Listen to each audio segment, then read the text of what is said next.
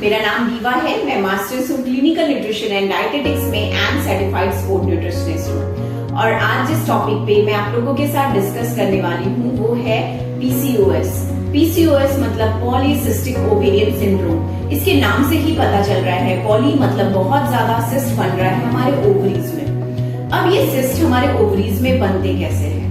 Ovulation के दौरान क्या होता है, एग जो है हमारे ओवरी से रिलीज होता है।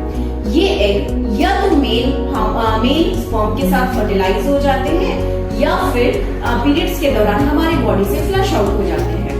ड्यू टू एनी रीजन, जैसे हार्मोनल इम्बैलेंस के वजह से या फिर एनवायरमेंटल फैक्टर के वजह से ओव्यूलेशन डिले होने के कारण ये एग जो है वो हमारे ओवरी से रिलीज नहीं हो पाते। सो बहुत ज्यादा एग हमारे ओवरीज में बनने लगते हैं। अब हर एक एग के ऊपर एक सेक लाइक स्ट्रक्चर होता है, उसके सर्कमफ्रेंस पे एक सेक लाइक स्ट्रक्चर होता है जहां से रिलीज होता है एंड्रोजन नाम का हार्मोन। यही हार्मोन रिस्पॉन्सिबल होता है पीसीओएस के लिए। होता यह है कि ओव्यूलेशन डिले हो गया तो एग्स भी बहुत ज्यादा होने लगेंगे ओवरीज में, और एग्स अगर बहुत ज्यादा होंगे तो एंड्रोजन लेवल भी बहुत ज्यादा बढ़ने लगेगा। और ये जो एंड्रोजन हार्मोन है ये होता है मेल सेक्स हार्मोन। और इस हार्मोन जब ये हमारे बॉडी में बढ़ने लगता है तो फीमेल्स को सिम्टम्स होने लगते हैं, जैसे हेयर लॉस होना, फेशियल हेयर होना, जॉ लाइन के सामने एक्ने हो जाना, या मूड स्विंग्स होना, या फिर इनफर्टिलिटी होना, डिलेड पीरियड्स होना, ये सारे सिम्टम्स होने लगते हैं। फीमेल्स इतना ज्यादा परेशान हो जाती है इन सब चीजों से कि जैसे फेशियल हेयर के लिए वो डर्मेटोलॉजिस्ट के पास जाती हैं, वो उन्हें लेजर ट्रीटमेंट प्रिस्क्राइब करते हैं। इनफर्टिलिटी के लिए वो डॉक्टर्स के पास जाते हैं तो वो उन्हें बर्थ पिल प्रिस्क्राइब कर देते हैं। और ये सारी चीजें जो है ये सिर्फ और सिर्फ आपके सिम्टम्स को क्योर करते हैं, आपके रूट कॉज पे तो ये काम ही नहीं करता। आपको इसको अगर रूट कॉज से खत्म करना है तो आपको अपने बॉडी में एंड्रोजन लेवल को कम करना पड़ेगा। और ये एंड्रोजन लेवल आप अपने बॉडी में कैसे कम कर सकते हो? तो ये आप कम कर सकते हो आप अपने लाइफस्टाइल चेंजेस से, जैसे कि आप एक्सरसाइज को अपनी जिंदगी का कंपलसरी सब्जेक्ट बनाइए, उसे ऑप्शनल सब्जेक्ट नहीं बनाइए। एक्सरसाइज रोज कीजिए, ऐसा नहीं कि आज किया तो कल नहीं, कल किया तो परसों नहीं। अगर आप उसे रोज नहीं करोगे तो आपको उसका फायदा नहीं नजर आएगा। और आप अगर एक्सरसाइज करते हो तो उसमें स्ट्रेंथ ट्रेनिंग जरूर से करें, क्योंकि पीसीओएस की जितनी भी महिलाएं होती हैं उनमें मसल लॉस हो जाता है।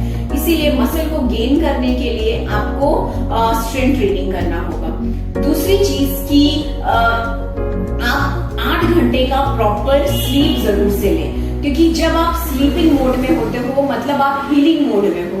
आप जितना अच्छे से सोगे आपके बॉडी को टाइम मिलेगा हील करने के लिए। और ये भी चीज ध्यान में रखिए कि स्लीप से 3 से 4 घंटे पहले आपका डिनर हो जाना चाहिए, क्योंकि अगर आप अर्ली डिनर नहीं करोगे ना तो जब आप सोने जाते हो तो आपका बॉडी जो है वो डाइजेशन के प्रोसेस में लगा रहेगा, उसे हीलिंग करने का समय ही नहीं मिलेगा। इसीलिए डिनर जितना जल्दी हो सके करने की कोशिश करें। उसके बाद जहां तक बात हुई डाइट की, तो डाइट में आप कार्बोहाइड्रेट को कम कीजिए, प्रोटीन को हाई रखिए एंड हेल्दी फैट को मॉडरेट क्वांटिटी में रखिए।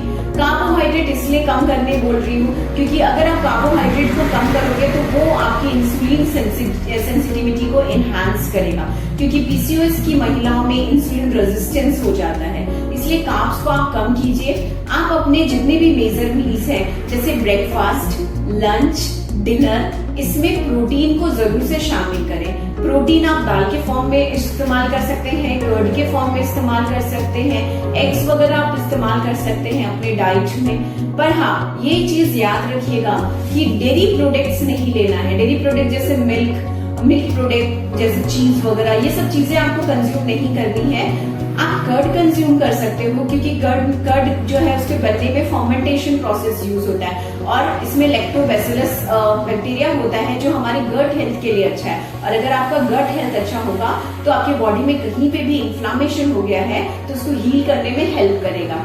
डेयरी प्रोडक्ट्स इसलिए मना कर रही हूँ क्योंकि आजकल एनिमल्स में ना इंजेक्शंस दिए जाते हैं बहुत ज्यादा मिल्क प्रोड्यूस करने के लिए, और ये जो इंजेक्शन होते हैं वो हार्मोन्स वाले इंजेक्शंस होते हैं। और आप वही हार्मोन वाला दूध अगर पियोगे तो आपके बॉडी में ऑलरेडी हार्मोन इम्बैलेंस है, ये दूध अगर आप पियोगे तो और ज्यादा हार्मोन इम्बैलेंस हो सकता है। इसीलिए डेयरी प्रोडक्ट्स को अवॉइड करें, डेयरी या डेयरी प्रोडक्ट्स को, इन दो चीजों को अवॉइड करें। आप अपने डाइट में एंटीऑक्सीडेंट्स जरूर से इंक्लूड करें। एंटीऑक्सीडेंट्स जैसे vitamin C, vitamin E. Vitamin C आपको सिट्रस फ्रूट्स में मिल जाएगा, विटामिन ई आपको सीड्स एंड नट्स में मिल जाएगा। तो ये सब चीजें आप अपनी डाइट में जरूर से जरूर इंक्लूड करें। आप होप सो आपको ये वीडियो मेरा हेल्पफुल लगा हो। अगर हेल्पफुल लगा है तो प्लीज आप मेरे चैनल को लाइक करें, शेयर करें, सब्सक्राइब करें। धन्यवाद।